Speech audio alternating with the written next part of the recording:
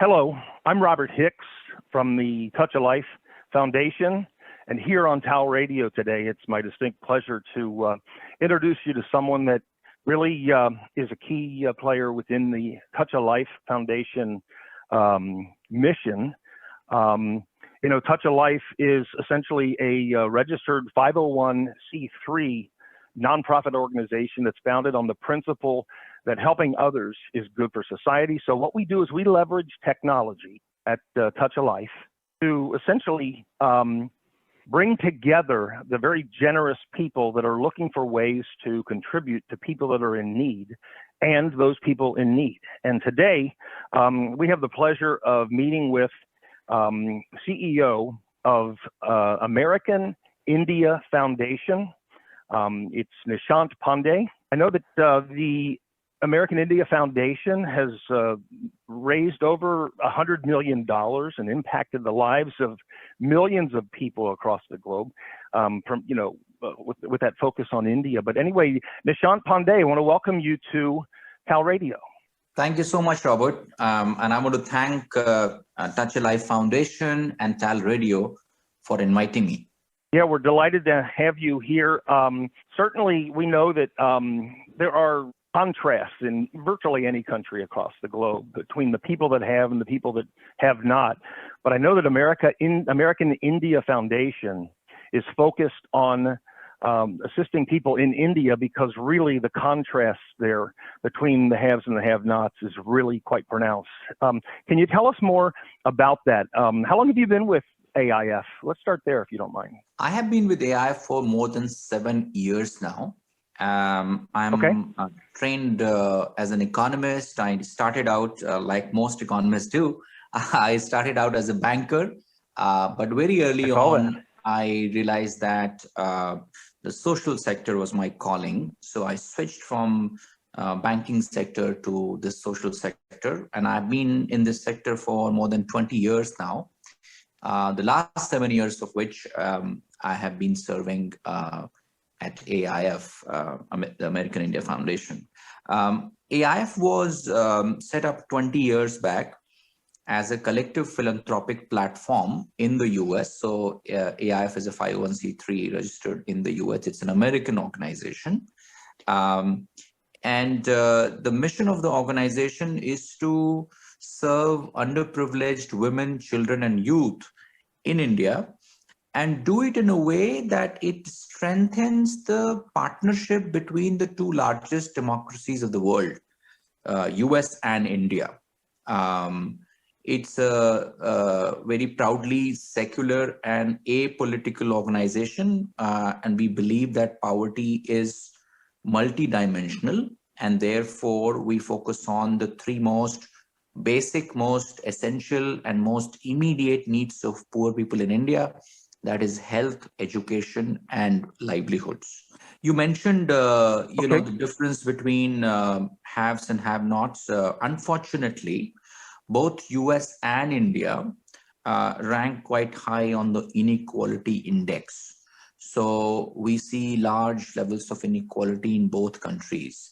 But both countries are proud democracies, and we keep trying to find ways to reduce inequality, to lift more and more people out of poverty, and so on. And there is so much to learn, between the two countries.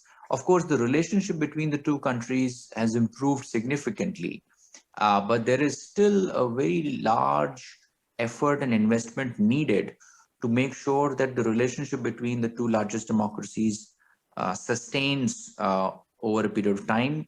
And this partnership has become even more important in the kind of more recent geostrategic context in the world.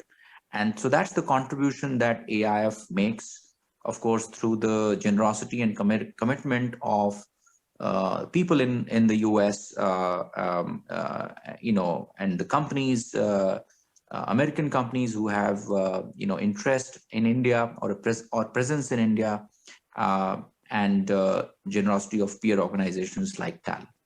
Yeah, and I feel like it's key to understand that it's the American India Foundation, because some people might think it's the American Indian Foundation, but the key being that it's really in place to assist the people of India that really are some of the most financially challenged people in the world. And where does someone find the American India Foundation?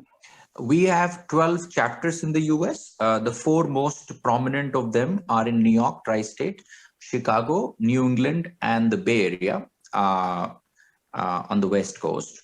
And obviously, we have a strong digital presence, so people can check out our website, aif.org, and of course on social media as well.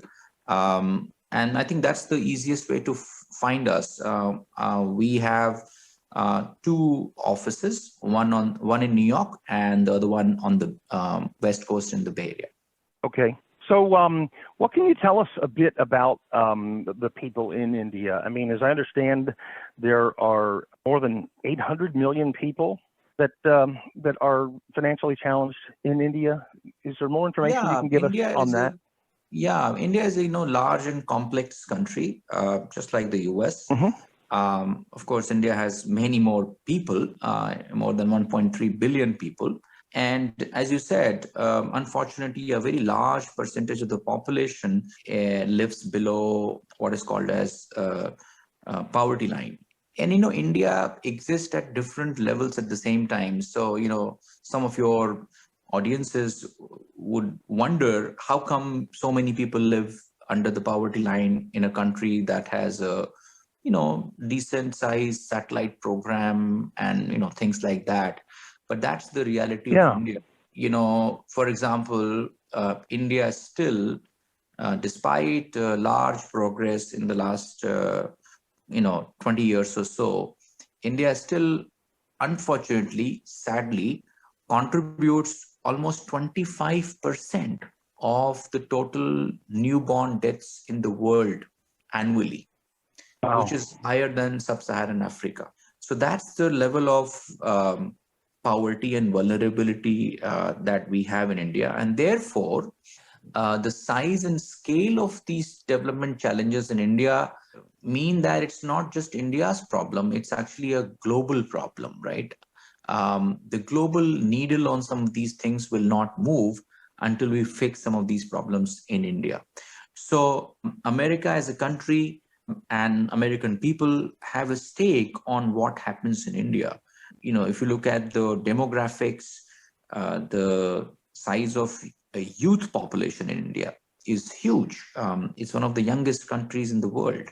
And therefore, if you look at 10 years, 20 years from now, and the global workforce, India is going to supply workforce to the world, which means that there is a stake for all of us in how the youth of the country are skilled and are engaged in constructive contribution to the global society and economy. And so there is obviously the scale and complexity of what is happening in India, but at the same time, there is also a recognition and appreciation of why it matters to countries and people outside of India. Okay, thank you, Nishant. And Nishant, tell me a little bit about where are you located yourself? I live in New York City with my wife and my 15-year-old son. Uh-huh. We have been here for 4 years now. Okay. So where did you grow up? I grew up in India. Okay. My schooling, my early college education happened in India. And then I got a scholarship from the British government to pursue masters in international development and finance in the UK. So that was my first trip out of India, and I really enjoyed being in the UK for 1 year doing my masters, and then I came back and worked in a bank for a couple of years. And then I moved to a global charity called Oxfam. I was the program officer for South India at Oxfam. And I must have done some good work, because Oxfam then moved me to its head office in Oxford, UK. And I was there for several years doing several roles. My last role at Oxfam was the country director for Israel and Palestine, based out of Jerusalem. And so me and my family, we had been outside India for many years. And so we were thinking of going back to India for a few years. And, incidentally, AIF was, American India Foundation was looking for someone to lead their country operations in India. So that's how I got introduced to AIF and ended up running AIF in India. And about 4 years back, the global board of the organization asked me to move to New York and take over as a CEO. So that's my kind of story in short. Yeah, so I'm going to guess, having grown up in India, you probably have seen firsthand the disparity that your organization is trying to reduce and battle. Am I correct? Absolutely. I have also experienced it. I grew up in a very poor neighborhood. That neighborhood is still very poor. And my parents still live in that neighborhood. Just to give you a sense, my immediate neighbor with whom we share a wall, that family earns their livelihoods through horse cart running. The household next to them is a family that earns its livelihoods by making envelopes from recycled newspapers. So that's the kind of neighborhood that I grew up in. But, my parents, I must say, they knew the importance of education. So they sacrificed a lot and made sure that I got good education. And, I was sincere. I was, I guess, a sincere student. So I did well in school and then college and so on. And as I said, I got a scholarship to study international development in the UK. So that's how I ended up being here. Very interesting. What sort of was the, I understand that AIF was actually founded in 2001, right? Correct. So there was a big earthquake in the western part of the country in 2001 too. Yeah. And like it happens, President Clinton made a phone call to the then Prime Minister of India, Atal Bihari Vajpayee, just talking about the earthquake. And at the end of that 5-minute call, he said, "What can we do for you?" And the Prime Minister of India, I thought he was a visionary, because instead of saying, "Hey, give us some medicines or blankets or whatever," he said, "Why don't you use your office to mobilize the Indian community in the US?" This is 20 years back. You have to appreciate that. To engage with the long-term development journey of India. And that's what President Clinton did. He made some phone calls to the then leaders of the Indian American community, and they ran a campaign. They raised some money, about $4 million or so. And then a delegation went to India to hand over that assistance to people who were affected by the earthquake. That is when people realize that it's not, you can't just collect money from people in one country and give it to people in another country. There are regulations on both sides. There are regulations in the US, but there are also regulations in India. So when they came back, they decided to institutionalize this effort. And that's how AIF was born. And your organization today, how big is the organization today as far as how many employees do you have? How many organizations contributing and working with AIF? Yeah. So, organization has grown, of course, from the initial years. We try to keep our US operations very, thin and agile. So we are about 15 odd people. in the US, and strategy and fundraising are the key functions that we perform in the US. Of course, most of the work happens in India. So in India, we have about 850 people across all parts of India. Our India office, the head office, is in Delhi. And in terms of our budgets, we operate anywhere between $15 to $20 million a year, as I said, on health, education, and livelihoods. We also have a program which we have been running for 20 years now. So pretty much from the time of our inception, which is a fellowship program, which provides a very unique, special opportunity for young professionals from the US to go and serve in India for a period of 10 months. You may or may not be aware that there is no Peace Corps in India. And therefore, Americans who get opportunity I did not know that. do volunteering work across the world don't have that same opportunity in India. So that's why AIF created this program, and it's been running for 20 years. More than 500 fellows have graduated from this program, and they're all part of a constituency that is invested in the idea of a strong US-India relationship, and they become champions and ambassadors for promoting that idea. Okay. Can you, is there anything that you would like to tell our audience that is something that they might not, that would surprise them about working in an organization like this and trying to help people? It's certainly such a admirable mission, but can you give us a little insight into some of the things that would surprise us about your work and your group? Sure. I mean, I want to first thank everyone for, just being so generous. The last 2 years, we have seen once in a lifetime pandemic.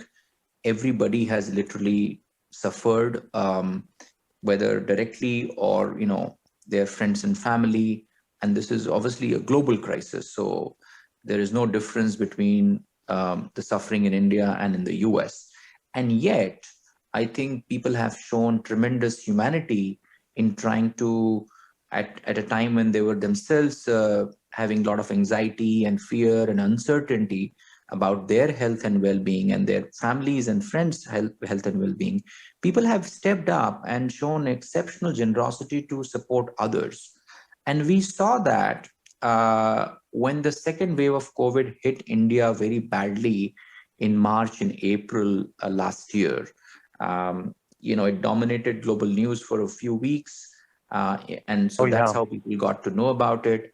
And people trusted AIF as a platform to channel their support to people in India. We raised more than $45 million for COVID relief work. And within few months, we set up 53 oxygen plants across 16 states of India, so all over India. We distributed more than 5,400 oxygen concentrators across all 29 states of India. And we have set up 38 hospitals, which will continue to serve patients for the next 20 years across 38 locations of India, so across all over India. And many other, life-saving equipments and services. So really, that was all possible because of the generosity of the people of America. The companies really stepped up, and that was a very kind of humbling moment for us, that people trusted our ability to execute these things at fast pace in a context where every day counted. And so, the scale and complexity of this work is something that your audience may not be aware of, but I really want to take this opportunity to thank everyone who kind of supported AIF and the work that AIF was doing. So if you look at it, basically what it means is that we as an organization we work on health, education, and livelihoods in the long term on an ongoing basis with some of the most underdeveloped and underserved communities in India. But also when there is a humanitarian disaster, a flood or an earthquake, or in this case, pandemic, we completely pivot and respond to the needs of the communities, the people in India, by delivering humanitarian assistance. So that's what we have done in COVID too. Wow, those are big accomplishments, and I know that certainly was a world-changing experience for not just the people of India, but even the people that were witness to it. And the stories that were coming out of India at that time, just unbelievable. And Robert, just to add, in the first wave, of course, in early 2000, India was not as much affected as the US was. And so we decided that we want to do some COVID work in the US too. And so we partnered with hospitals across New York, Chicago, Boston, San Francisco, to provide more than 20,000 fresh meals to frontline health workers in collaboration with local restaurants. Again, just want to remind everyone what the situation was, where all the restaurants were closed. They didn't have any business. People who used to work in those restaurants were losing their jobs. So we thought, let's do it in a way that it doesn't only support frontline health workers, but also contributes to sustenance of these small businesses at the local level. So that's what we did in 2020 in the US in terms of our response. So it really does kind of go both ways, doesn't it? Right, exactly. Yeah, that's one of the things I was going to ask you, just kind of playing devil's advocate a little bit. I could see some people saying, this is the American India Foundation. We have poor people here in our country, poor and challenged people here in our country. What should make me be concerned with helping the Indian people rather than working, solely with the American people? I imagine you probably come across that question sometimes. Do you have any thoughts on how you'd answer that? Absolutely. And we discuss this question pretty much every year at the board level. So I think the answer, there are 2-3 kind of layers in answering this question. One is, I think it's also a resource issue. Obviously, there are lots of issues in the US too, and there are a lot of organizations, nonprofits, who are trying to address some of those issues. But it's also a resource issue, whether the government of the country has the resources to address those problems or not. And we feel that if we weigh the two countries on that scale, then obviously the resource and know-how and the technical assistance that a country like India needs is much more significant and urgent, right? That is the first thing. The second thing is also value added. As I said, there are lots of very well-meaning, very well-performing nonprofits who are serving the interest of communities here, and therefore, the value that we can add is kind of very minimal in the US. Having said that, we do some work in the US as well, engaging communities across the US in the work that we do in various different ways. I just explained the COVID work. The Banyan Impact Fellowship program that we've been running is for the professionals in the US. Many of them have come back and set up nonprofits in the US, serving communities in the US. Many of them work in US government now, and serving through their mandates and missions within the government and the private sector and so on. So there is a kind of an indirect and a direct way of contributing to the challenges in the US too. Of late, we have started thinking about how we can translate some of our learnings on the skilling and employability issue and on digital education issue to some of the contexts in the US. So, for example, we've been talking to schools in Dallas, inner city circles, schools, on how do we learn, how do we use the lessons that we have learned in our work on promoting digital education for children in schools, in some of these schools here. So that is a thought that is something which we discuss all the time, and we are trying to figure out ways to contribute to the US context as well. Very nice. Yeah, there's no reason they have to be mutually exclusive, I guess.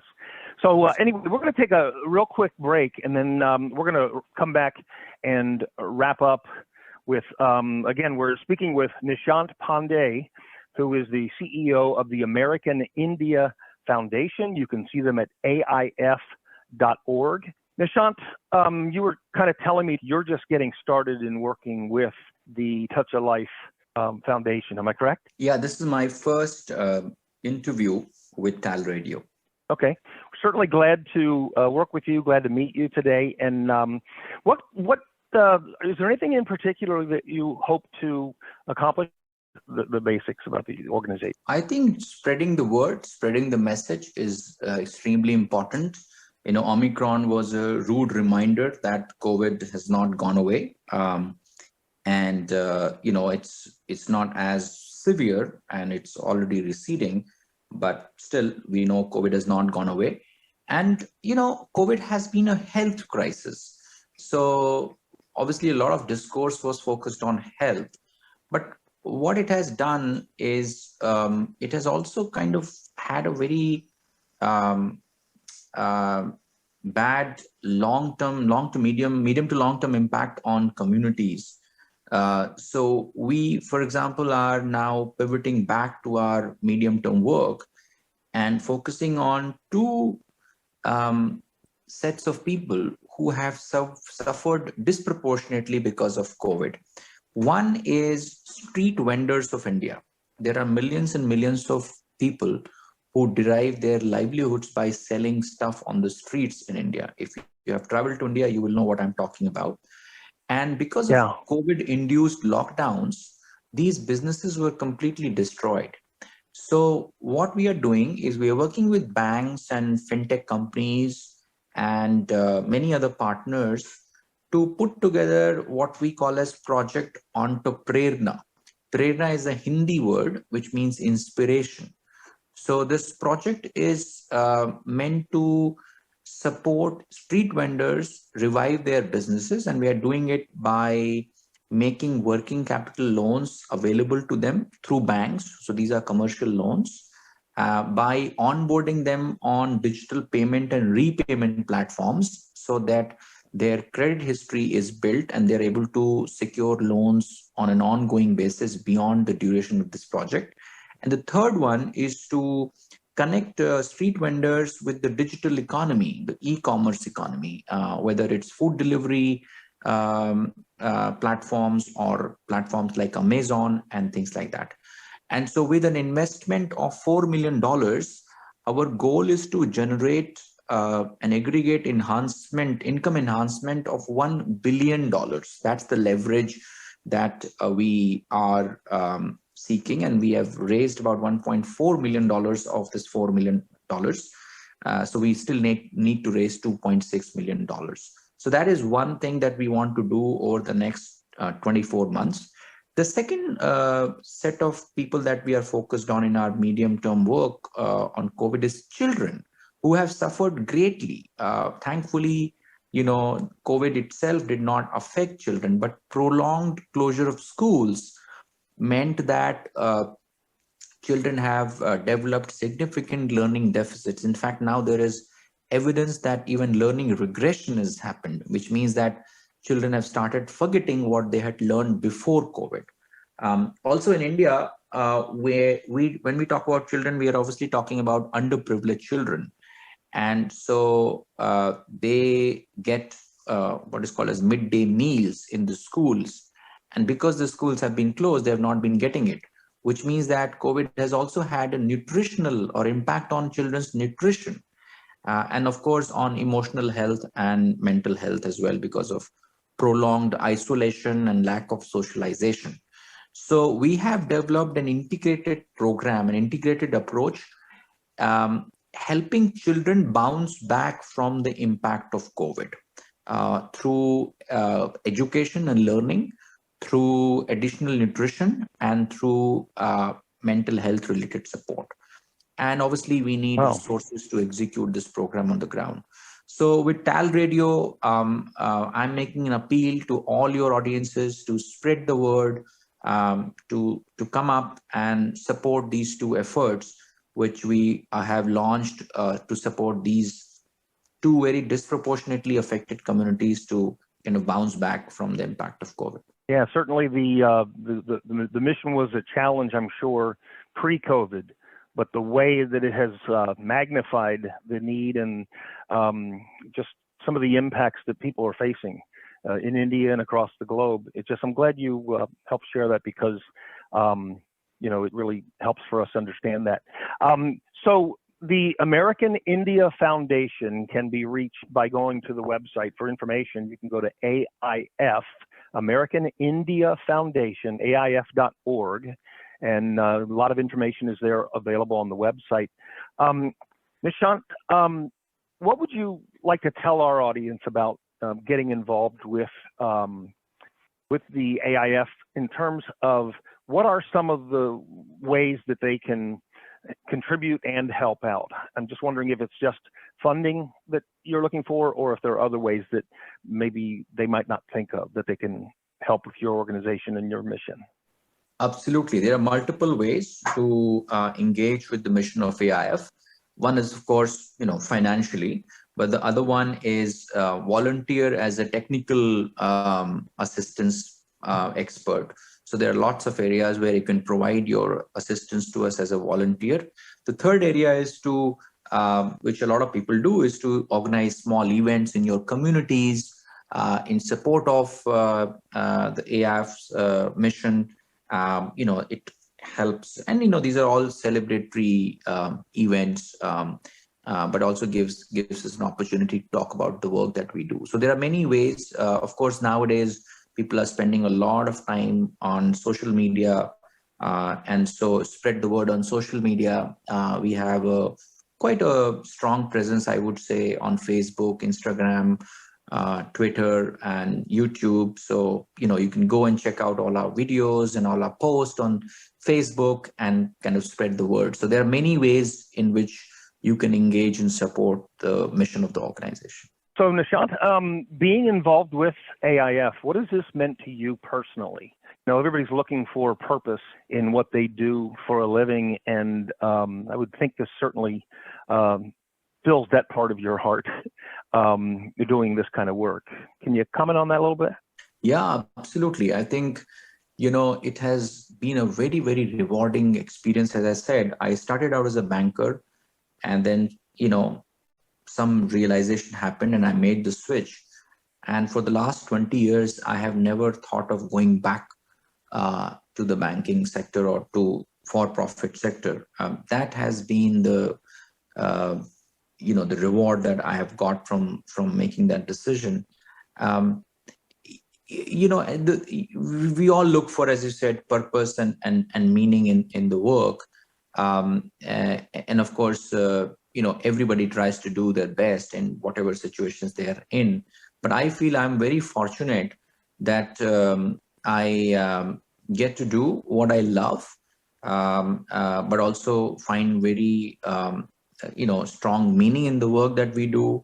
The moment you see someone, a child or a youth or a woman who has benefited from the work that you do, it makes everything worth it. In fact, I'm actually traveling to India next week to go and see some of the work on the ground, the COVID work. I've been traveling throughout COVID. Unfortunately, I got COVID myself on one of my trips to India. I was admitted to a hospital. I was in a hospital for 6 days in India, and thankfully recovered and things like that. But to see the impact of our work on 9.5 million lives is just absolutely, absolutely amazing. Yeah, and I can relate. I was touched by COVID over the New Year holiday. Unfortunately, a very low grade impact to my life. But certainly, like you say, that's what the Touch of Life Foundation has been. The company that I work for, Solix Technologies, I'm a sales rep for them, but Touch of Life Foundation has created an opportunity for us to build on that mission of helping people that are in need, less fortunate than us, and certainly I can just imagine doing it every day and seeing the results of it must be so quite rewarding.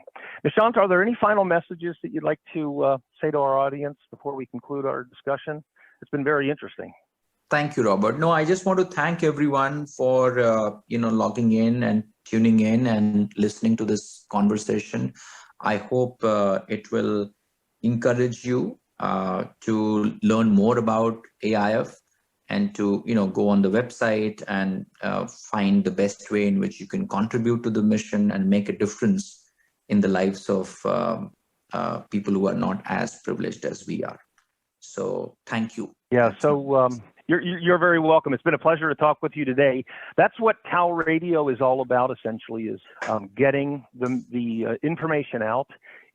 TAL Radio is both an entertainment and an information organization, and we're getting the stories out of people like the American India Foundation making a big difference in the world today, and the linking up through Touch of Life Foundation of people that have something to give with the people that need it. And that's what the Touch of Life Foundation role is. And we certainly appreciate all the people that work with us. Nishanth, it's been a pleasure talking with you. I certainly hope you have a good day. And again, folks, and please stay with us.